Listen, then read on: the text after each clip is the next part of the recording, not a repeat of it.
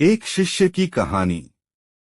गौतम बुद्ध के मठ का यह नियम था कि उनका कोई शिष्य जब भी कभी बुद्धत्व को प्राप्त कर लेता तब उसे कहा जाता कि एक दिशा में चले जाओ और आसपास के जो लोग हैं उनका ज्ञान वर्धन, उनकी जो आत्मा और चेतना जागृत करने का प्रयास करो और उनको सद्मार्ग पर लाना है। उनका एक शिष्य था जो 6 साल से मठ में रह रहा था और तपस्या कर रहा था। एक दिन वह परेशान हुआ और सोचने लगा कि मेरे गुरुदेव ने मुझे आदेश क्यों नहीं दिया।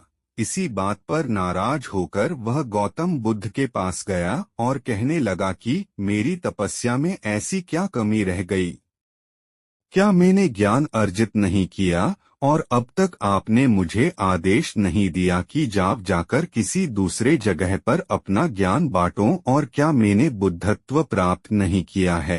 तभी गौतम बुद्ध ने शिष्य से कहा, सुनो, तुम्हें थोड़ा और समय लगेगा, यही समय बिताओ। यह बात सुनकर वह शिष्य चिढ़ गया और कहने लग गया कि गुरुदेव, आपके ज्ञान में कमी रह गई और आप मुझे ज्ञान नहीं दे पाए।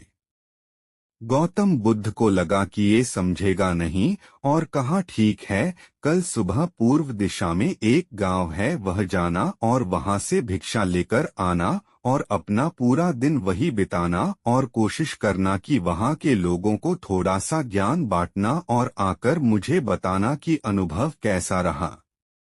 वह शिष्य बड़ा खुश हुआ और उसको लगा कि अब तो बात बन गई, अब मुझे आदेश मिल गया, और वह दूसरे दिन सुबह पूर्व दिशा की उस गांव में चला गया और शाम में जब वापस आया तो हाथ में पट्टी बंधी थी और हाथ पैरों पर चोट निशान थे। ये देखकर गौतम बुद्ध ने उस शिष्य से पूछा कि ये क्या हाल कर लिया। तब उसने बताया कि आपने मुझे कैसे गांव में भेज दिया और वहां पर जब मैंने भिक्षा मांगी तो लोग मुझे डांटने लगे और भगाने लगे।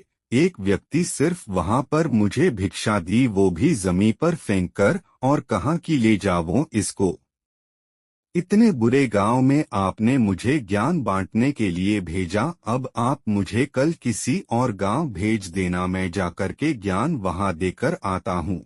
गौतम बुद्ध यह सुनकर थोड़ा मुस्कुराए और उन्हें तो पता था कि ये कुछ कर नहीं पाएगा, और कहा कि ठीक है, अगले दिन तुम किसी और गांव जाना, लेकिन एक दिन के बाद जाना और एक दिन मठ में रुके रहना है।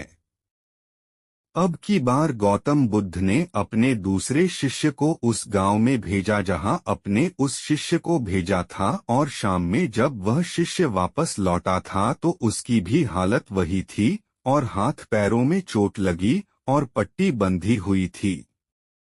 गौतम बुद्ध ने पहले वाले शिष्य के सामने दूसरे शिष्य से पूछा कि हुआ क्या था।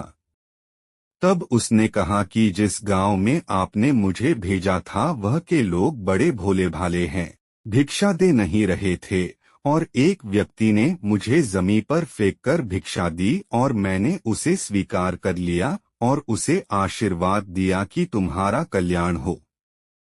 तो वह व्यक्ति चौंक गया और कहने लगा कि आप गजब के इंसान हो, मैं आपको जमीन पर फेंककर भिक्षा दी और आप मुझे कल्याण हो का आशीर्वाद दिया। तब मैंने उसे कहा कि मैं अपना कर्तव्य निभाऊंगा और आप भी बड़े दानी हैं और आपने मुझे भिक्षा दी है।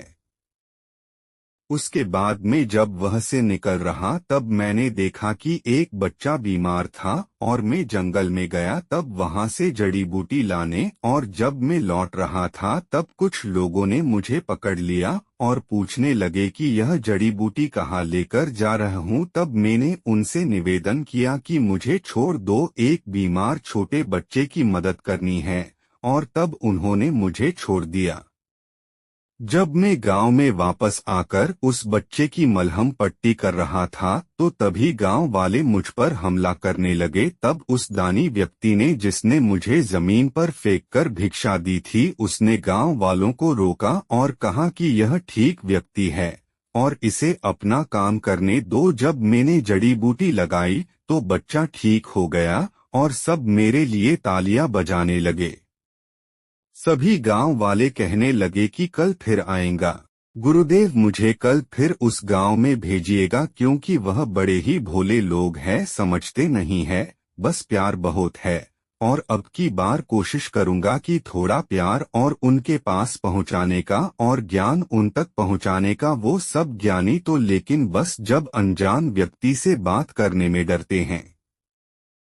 वो जो पहला शिष्य था जो एक दिन पहले उसे गांव में गया था, वह सुन रहा था और समझ रहा था और गौतम बुद्ध की चरणों में गिरकर बोला कि गुरुदेव कमी तो मुझ में ही थी, आपने ज्ञान तो बहुत सारा दिया लेकिन मैं उसे आचरण में नहीं ढाल पाया और मैं अहंकार को ऊपर रखा और उसी गांव के लोगों को पहचान नहीं पाया और मार खाकर चला आया। और मार तो इन्होंने भी खाई लेकिन इनका अहंकार मिट चुका है और ये समझ चुके हैं कि वह लोग भोले भाले हैं और हमें उनसे अलग तरीकों से व्यवहार करना होगा और ज्ञान को आचरण में ढालकर उन लोगों तक पहुंचाना होगा।